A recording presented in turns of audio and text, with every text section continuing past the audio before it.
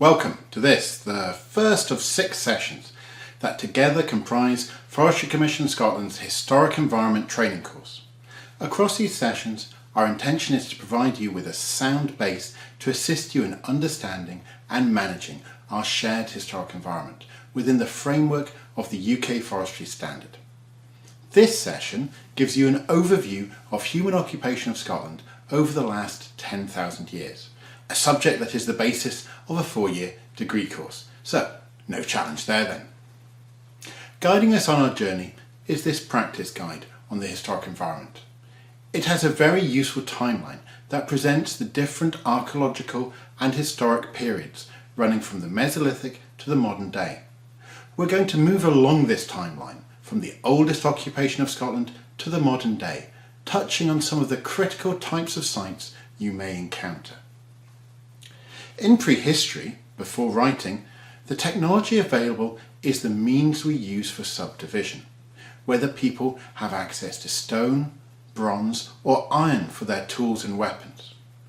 We're starting in early prehistory, covering the Mesolithic and the Neolithic. Archaeologists are great fans of using dead languages to make simple ideas complex. Just remember that lithic means stone, while the prefix meso, middle, and neo, new, gives us divisions in the Stone Age. Our earliest evidence for human occupation is from the Mesolithic hunter-gatherers who moved north after the last ice age.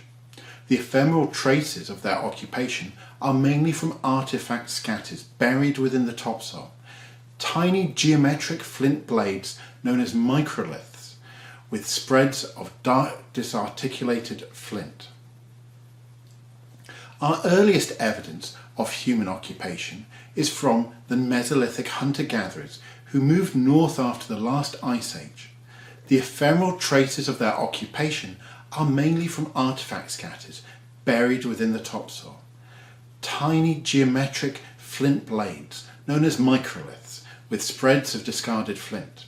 In coastal locations, large mounds of waste marine shell and fishbone have also been found, which can contain objects like barbed antler points.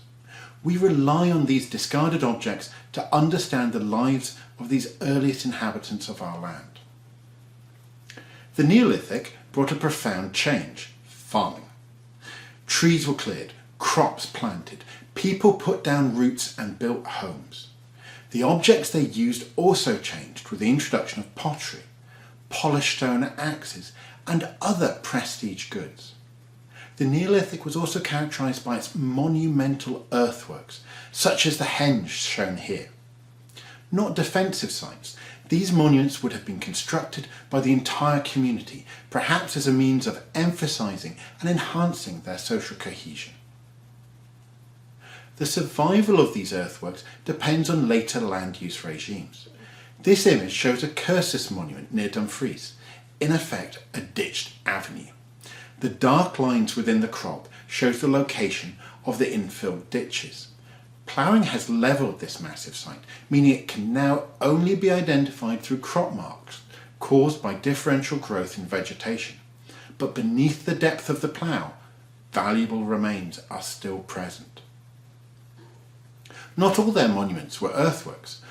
More permanent are those sites where stone was used: standing stones, stone circles, cairns. The construction and use of these large communal, probably ritual monuments continued into the early Bronze Age. But there are changes in social practice. The burial chambers of the Neolithic were communal graves for a privileged class. By the early Bronze Age, burial had embraced the individual. On the left of the screen is a kist, a stone-lined grave with a capstone over. While such kists may have been built within a larger site, they remain the grave of an individual, whether cremated or inhumed. Buried with or without grave goods, there is an explosion of individual expression through the treatment of their dead. Many of these kists have been found from the 19th century onwards, when the plough, delving ever deeper to improve the soil, caught and flipped the capstone, revealing the long concealed grave. Stepping back before we move on, What is notable about early prehistory in Scotland is the shortage of settlement sites. We have lots of ritual, religion and death, but little living. As we move into later prehistory, covering the Late Bronze Age and Iron Age, which is then disrupted by the Roman campaigns, settlement-related sites become our dominant evidence. As the Bronze Age progressed, the weather took a turn for the worse. It became colder and wetter in Scotland. This climatic deterioration led to the abandonment of upland areas. Occupation concentrated on lower-lying fertile land, and we see a surge in the construction of defended sites and the making of weapons. Can a direct connection be drawn between these aspects of society? It's hard to be sure, but there were clearly dramatic changes afoot. The building of ritual monuments ceased, with effort put into building monuments associated with routine and domestic aspects of day-to-day life. Settlements were characterised by circular house structures, predominantly timber-built and often occurring in small groups. Defensive enclosures around individual settlement sites appear, culminating in the building of large hilltop settlements known as hill forts, enclosed within one or more massive defensive ramparts. With occupation concentrating in what we now consider good arable land, our knowledge often of the timber-built roundhouses comes from the excavation of sites levelled by the plough. The more substantial hill forts, with their massive ramparts, are a different matter. Once again, the materials used in the construction has a major bearing on their survival. Hill forts can survive in excellent condition, some with the stances of huts visible in their interior. The combination of stone construction and marginal location has also resulted in the remarkable levels of preservation seen in some of the more specialised Iron Age settlement, brochs. Concentrated mainly on our Atlantic seaboard, Caithness and Northern Isles, brochs consist of a double-skinned dry stone tower with a stair built into the space between the walls. Often these towers formed part of a larger settlement, but differential survival has often resulted in isolation for these robust, impressive structures. In AD 43, the Romans invaded southern England under the Emperor Claudius, and over the next 150 years, their influence transformed the pre-existing Iron Age society. Their primary presence in Scotland was military, maintaining control of a sometimes hostile population through military bases and an efficient road network. Over time, Roman habits and material culture were acquired by the native population, which was gradually transformed through its interaction with this alien Mediterranean culture. The earliest evidence of Roman presence comes in the form of temporary camps, thrown up at the end of a march to provide a safe place to rest and direct local operations. These were playing card-shaped earthwork enclosures like the one in the top left. Again, these have often been levelled by the plough. As their military presence became more permanent, Roman garrisons created more substantial forts to a standard plan, with some buildings in stone, such as the Bear's Den Fort bathhouse. That fort is an element of the Antonine War, an earthwork established by the Emperor Antonius Pius in 140 AD, running across central Scotland from sea to sea. But don't be fooled by how far south this wall stood. Roman influence ebbed and flowed. The distribution map of Roman sites on the right shows that all of the rich arable areas of Scotland felt the tread of Roman feet during their campaigns to absorb our land into the empire. With the departure of Rome, some areas of Scotland carried on with a culture and society broadly comparable to that which had gone before, while others, particularly in the southern regions, were fundamentally altered through their interaction with the Romans. Important skills such as writing were preserved by the Christian Church, as Christianity was adopted more widely by the barbarian tribes who filled the vacuum left by the occupying Roman forces. For this session, we're not going to focus on the early historic period, turning instead to the radical changes that occur in our historic environment during the medieval period. Medieval Scotland sees a landscape emerge that we can start to recognise in our own. Churches, monasteries, castles, towns, famous battles, even the nation of Scotland. But we should avoid thinking that our familiarity with this landscape means that we can easily understand the choices and actions that formed it. Many of our modern towns have their origin in this period, as planned boroughs founded by King David I as centres of trade and manufacture. While not all of these towns prospered, those that did grew like some strange cancerous growth across the predominantly rural landscape. The medieval period saw the widespread resumption of monumental building in stone as an expression of both secular and religious power, cathedrals, abbeys, even wayside crosses. But alongside these grand structures stood a much broader network of smaller holy wells, graveyards, chapels and churches, characterised by small but robust stone structures. Many of these early sites were superseded by larger buildings, while others in more remote parishes were abandoned as populations dwindled. Once disused, buildings of any size soon found a new use, often as a convenient stone quarry. As a result, their condition can vary greatly according to decisions made by local landowners.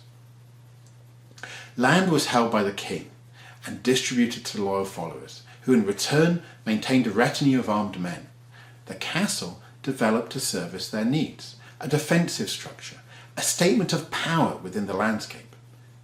The earliest castles were made of earth and timber, motte and bailey castles, like that at Mottevere on the left of this image. They were invariably replaced, not always on the same site, by more robust stone-built structures which evolved to withstand improvements in artillery. These should not be confused with the prolific tower houses pictured bottom right of the late medieval period. These are rather fortified houses designed to protect even minor members of the landed gentry during the violent and bloody local politics at this time. Towns, churches and castles are the iconic images of a medieval landscape, but remember that society at this time was predominantly rural. Settlements were arranged in groups of townships which included homes, byres, barns and corn drying kilns. Land was allocated according to the run-rig system, remnants of which can still be seen in places as rig and furrow. The rig, the raised bed for the crop. The furrow, the ditch. Mills, like the horizontal mill at Huxter pictured, would have been attached to every settlement. This is the landscape that the vast majority of Scots would have lived within. We're reaching the end of our timeline. As we draw nearer to the modern day, the main problem is the volume of historic environment sites. It's easier to recognise value in older sites because so few of them have survived. By contrast, more of the sites created recently survive. So we need to work harder to recognise those that make important contributions to our historic environment. The agricultural revolution went hand in hand with a revolution in industry and science, with levels of education improving among a burgeoning middle class, and with a newfound interest in scientific inquiry, practical applications for new discoveries and technologies were soon found in the realms of agricultural production and manufacture. With more intensive farming methods, the rural population became the labour for the growing number of factories in our expanding towns. This is a period of cataclysmic change in our landscapes, made possible by mechanisation and large-scale population movement. The enclosure of regular fields by walls, fences and hedges marked the progressive improvement and intensification of agriculture, replacing old traditional methods of farming. Planned courtyard farms, providing winter accommodation for cattle, space for fodder, as well as accommodation for the farmer and workers, proliferated, each replacing a multiple smaller farms. The productivity of land was improved through draining ground and adding lime, the solitary ruins of lime kilns acting as markers to this industrial alteration of our land that scoured away so many of our earlier sites. In more marginal areas, where not even the new agricultural techniques could be used to generate sufficient profit from the land, estate owners took a different approach. Vast tracts of land were turned into sheep runs, with flocks tended by a single shepherd, or were transformed into sporting estates for the shooting of deer or grouse. The landscape was depopulated, leaving us a barren, even wild land. But examined closely, there remain extensive and well-preserved deserted settlements, relict landscapes, left behind by those cleared from the land to make way for sheep. Alongside efforts to maximise profits from their estates, landowners also invested heavily in improving the quality and appearance of their dwellings. The traditional tower house was cramped and unfashionable. Spacious new mansions were built. Alongside improvements of the house came a greater concern with its setting. Formal gardens were created, immediately adjacent to the house, with parkland beyond, used either as pasture or sometimes as deer park. These are our first designed landscape, conceived as a coherent setting for the house at its centre. But remember, these are not static landscapes. Not only do the trees grow and mature, but each generation of the family that owns the house will seek to place their mark on the appearance and conception of that landscape. In 1746, the last pitched battle was fought on our soil at Culloden. Violent conflict was common throughout history, and each battle had a major impact on its contemporary society. But relating the written accounts to the physical landscape, even with modern battles, can be difficult. Typically, the only evidence we can garner about these movements, other than from written sources, comes from the spreads of artefacts, such as musket balls, often recovered through the controlled use of metal detectors. A situation reminiscent of our earliest hunter-gatherers from the Mesolithic. As with the Romans, after conflict, military forces often established permanent bases to control the landscape, such as Fort George near Inverness, built by Hanoverian forces in the wake of the Jacobite risings. An efficient military road network was also required, built under the supervision of Generals Wade and Caulfield. Traces of this road network survive when not overlain by our modern roads, carving through our upland landscape with their distinctive small bridges. These improvements in communication are also reflected in the growth of first the canal network and then the railways, which reached into nearly every part of the mainland, eclipsing the canal system. While many of the routes established were to population centres, the rural landscape was also scattered with many industrial sites, often where primary resources such as coal and metal ores were won from the ground and worked. The exploitation of these resources has early origins, and these industries reached into the most marginal locations.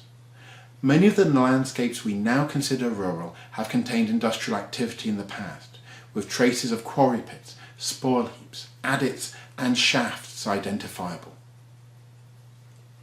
Our use of the land does not always leave behind obvious physical traces. The association of an activity with a place can sometimes be just as important as the construction of a building. Wish trees, often linked to holy wells or local saints, may just be the latest way of making offerings at natural places.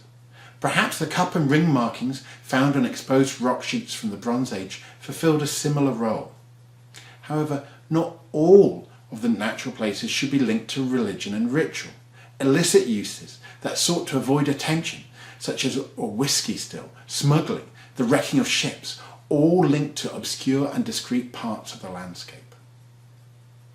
Significant world events of more recent date have left their mark on our landscape, and their importance is being increasingly recognised as a resource which should be safeguarded for future generations. During World War II, the very real fear of German invasion led to the creation of dense networks of coastal defences designed to impede the progress of any attacking force. These structures were created quickly, out of materials that were freely available and cheap, concrete and brick. In isolation, such features have little intrinsic value. Their importance comes from their interrelationship, the role they played in wider defence objectives. Throughout this session, we've summarised the characteristic elements of 10,000 years of human history and provided, I hope, a helpful guide which helps identify these elements in the field. But in many cases, these elements do not occur in isolation. Down through time, we have all shared the same landscape. This creates a superimposed series of historic and modern sites, a palimpsest, which can only be understood through the careful unravelling of its individual components. The example illustrated here, Dunn's Law, demonstrates this perfectly. Here we have a circular earthwork, an Iron Age hill fort, which has had a later rectangular fortification built within it. Both sites survive as upstanding earthworks and probably owe their unusual high level of preservation to their later inclusion within a plantation, which has meant they have not been subject to repeated ploughing in recent times. Now, that was a very brisk run through historic landscapes, trying to show you that through time the way we have used and altered our landscape has changed, and that the survival of the traces of past activity depend on the resilience of the materials used at the time: timber, earth, stone, concrete, and how the land has been used since. I trust that you will go on now to view our next session in this course, covering legislation, guidelines and guidance, exploring how we manage and protect our historic environment. Thank you.